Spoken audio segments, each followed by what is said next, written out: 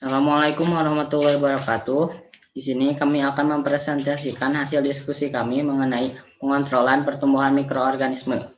Di sini kami dari kelompok 5 yang berangkatkan saya Muhammad Sidik Rahmatullah dan teman-teman saya ada Muhammad Asep Saifuddin, Muhammad Altaf Hidayat, Risman, Ali Firmansah, Muhammad Ivan Mutakin, dan Fakir Faturrahman. Oke, untuk slide pertama, dilanjutkan. Nah, dasar-dasar pengendalian mikroorganisme. Pengendalian mikroorganisme berdasarkan dua hal. Satu, dengan membunuh mikroorganisme. Dua, dengan menghambat pertumbuhan mikroorganisme.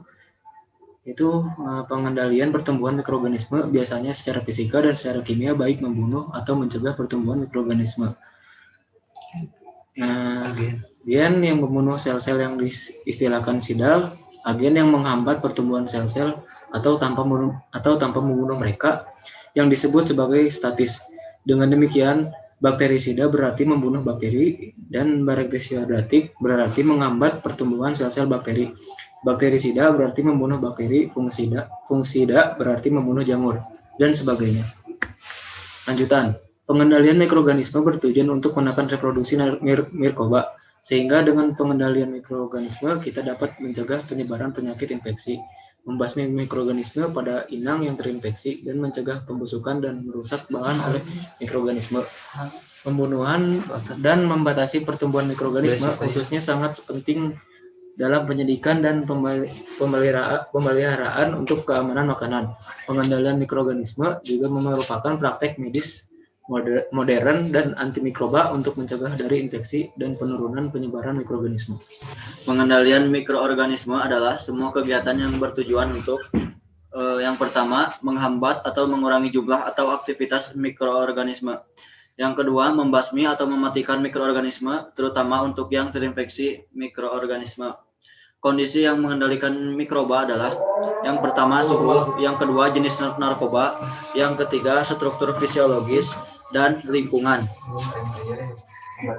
Pengendalian mikroba secara fisik, yang pertama cara kerja panas dan yang kedua radiasi. Cara kerja panas, terminologi thermakill, thermadeath point, suhu di mana suatu organisme telah disterilkan setelah pemaparan selama 10 menit.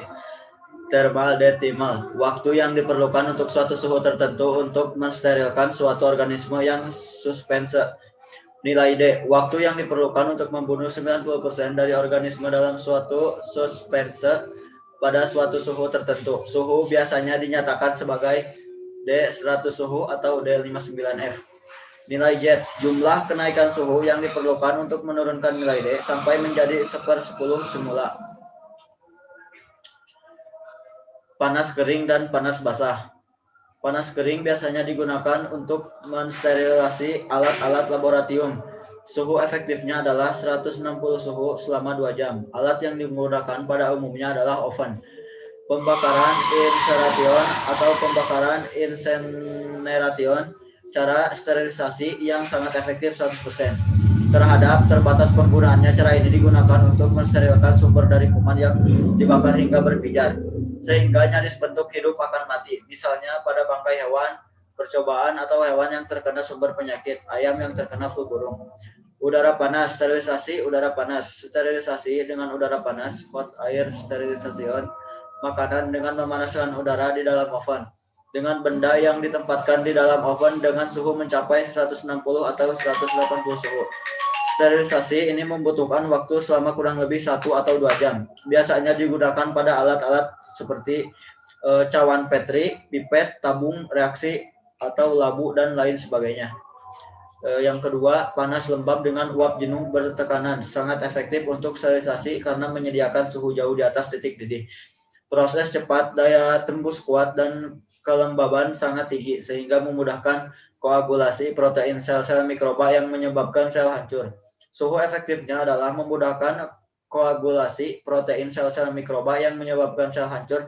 Suhu efektif adalah 121 suhu pada tekanan 5 kilo atau cm2 dengan waktu standar 15 menit. Alat yang digunakan pressure cooker, autoclave atau autoclave, dan retort.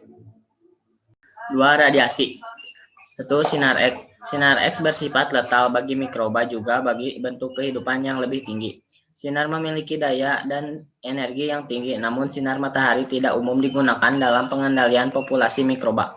Karena daya tembus yang besar itu menyulitkan upaya perlindungan terhadap pemakai dan sulit secara efisien. Yang kedua ada sinar gamma. Sinar gamma yang dipancarkan dari radioisotop tertentu seperti 60 CO mempunyai panjang gelombang pendek sehingga energinya tinggi. Daya tembusnya besar dan bersifat letal terhadap semua bentuk kehidupan termasuk mikroba. Karena daya tembus dan efek mikrobiosidenya tinggi serta efisiensinya lebih tinggi dibandingkan dengan sinar X, maka sinar gamma lebih digunakan untuk digunakan dalam sterilisasi bahan-bahan yang tebal serta besar seperti kemasan peralatan media atau bahan makanan. C. Pengendalian mikroba secara kimia. Yang pertama ada antimikroba, antiseptik, jenis-jenis antiseptik, dan disinfektan. Banyak bahan kimia yang menghambat metabolisme atau merusak komponen sel sehingga dapat menghambat atau mematikan mikroba. Bahan kimia yang dapat menghambat pertumbuhan atau mematikan ini yang banyak digunakan di rumah sakit dan laboratorium untuk membersihkan peralatan bedah dan ruangan penyiapan media. Berdasarkan kekuatan dalam memusnahkan mikroba, bahan kimia digolongkan atas. Yang pertama, bahan kimia tingkat tinggi jika mampu mematikan semua jenis mikroba termasuk endospora bakteri, misalnya etilen oksida dan glutaraldehida 2%. Yang kedua, bahan kimiawi tingkat menengah adalah bahan kimia yang mampu mematikan Mycobacterium tuberculosis sehingga disebut juga bahan tuberkulosida. Bahan kimia ini juga mampu melawan virus seperti hepatitis dan rhinovirus seperti tidak efektif untuk melawan endospora. Yang terakhir, bahan kimiawi tingkat rendah adalah bahan kimiawi yang efektif terhadap kebanyakan sel vegetatif, bakteri, dan jamur, tetapi tidak efektif terhadap Mycobacterium tuberculosis, endospora, spora, fungi, dan virus. Bahan kimiawi tingkat rendah digunakan sebagai dekontaminasi sebab ekonomis dan tidak toksik terhadap manusia. Selanjutnya, yang pertama ada antimikroba. Antimikroba adalah zat kimia yang membunuh atau menghambat pertumbuhan mikroorganisme. Antimikro termasuk bahan pengawet kimia dan antiseptik, serta obat yang digunakan dalam pengobatan penyakit menular pada tanaman dan hewan. Antimikroba didapatkan dari sintesis atau berasal dari alam, dan mereka memiliki efek atau sindal statis pada mikroorganisme. Yang selanjutnya ada antiseptik. Antiseptik cukup berbahaya jika digunakan pada kulit dan selaput lendir dan tidak boleh digunakan secara internal. Contohnya seperti merkuri, perat nitrat, larutan yodium, dan deterjen. Antiseptik atau germisida adalah senyawa kimia yang digunakan untuk membunuh dan menghambat pertumbuhan mikroorganisme pada jaringan yang hidup seperti di permukaan kulit dan membran mukosa.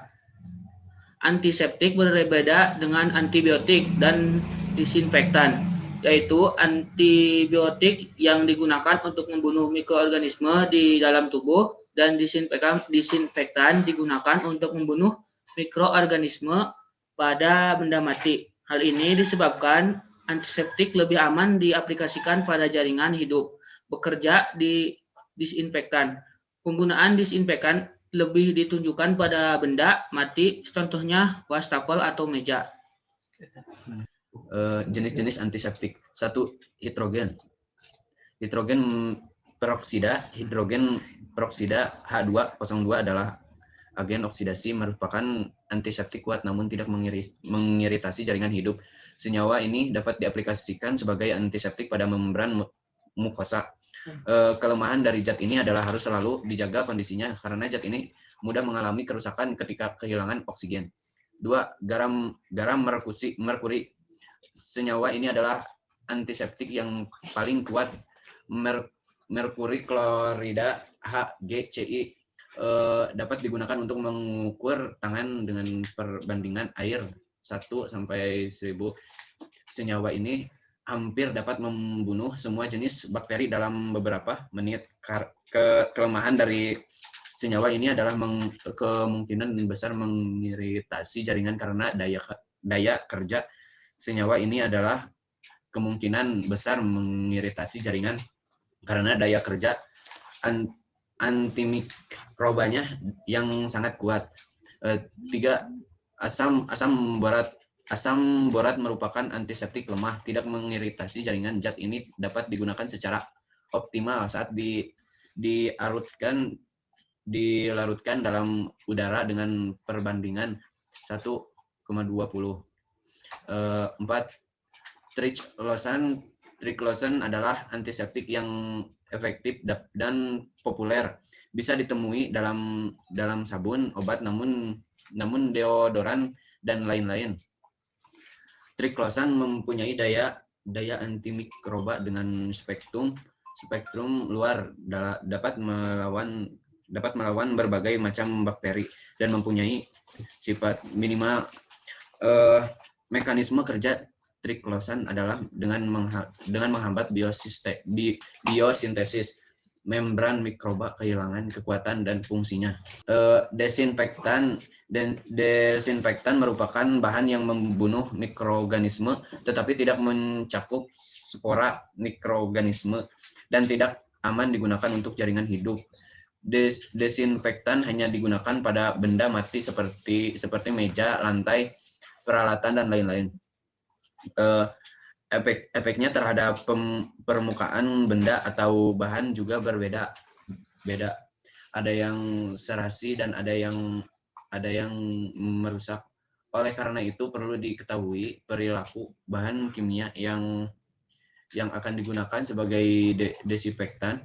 Desinfektan didefinisikan sebagai bahan kimia atau pengaruh fisika yang digunakan untuk mencegah infeksi atau pencemaran jasad renik seperti bakteri dan virus.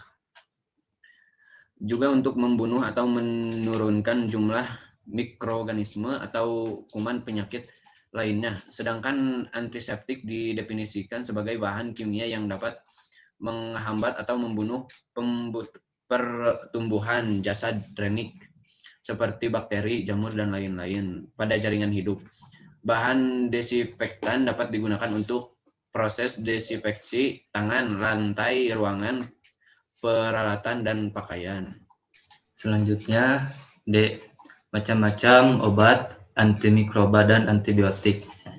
Antimikroba adalah substansi kimia yang dihasilkan oleh bermacam-macam spesies dari mikroorganisme, seperti bakteri, jamur, dan lain-lain, yang dapat menghambat pertumbuhan atau membunuh mikroorganisme lain.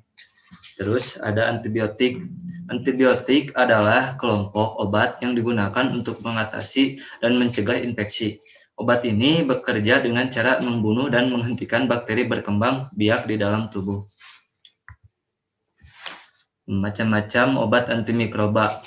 Ada aminoglikosida, ada beta-lactam, ada chloraphenicol, ada fluoroquinolone, ada glycylcycline, ada lincosamid, ada macrolides, ada oxazolidinone, ada fluoromutilin, ada tetracycline, ada streptogramin, ada sulfonamid, dan trimethoprim. Selanjutnya macam-macam obat antibiotik. Yang pertama ada penisilin, terus ada cephalosporin, ada aminoglikosida, ada makrolida, ada sulfonamida, ada fluoroquinolones, ada tetracycline, dan polipeptida. Jadi kesimpulannya adalah 1. Pengendalian mikroorganisme berdasarkan 2 hal, dengan membunuh mikroorganisme, dengan menghambat pertumbuhan mikroorganisme.